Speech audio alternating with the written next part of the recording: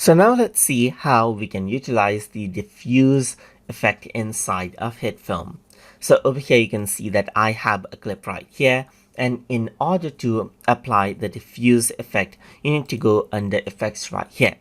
So once you do that, you need to go around and then go around onto blurs right here, and once you do that you can see that diffuse is an option. So in order to go around and add this in, you need to go around and click and drag the diffuse over here on this particular clip right here.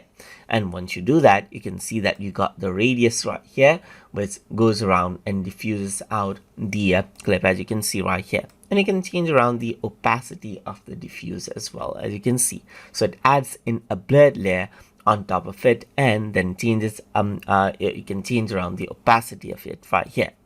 You can go around and make the diffusion heavy right here, or you can soften it out, or you can go around and make it subtle over here just like this as well. And that is how you can go around and utilize the diffuse effect inside of HitFilm. So hope you guys learned something as always, and as always please like, comment, share and subscribe.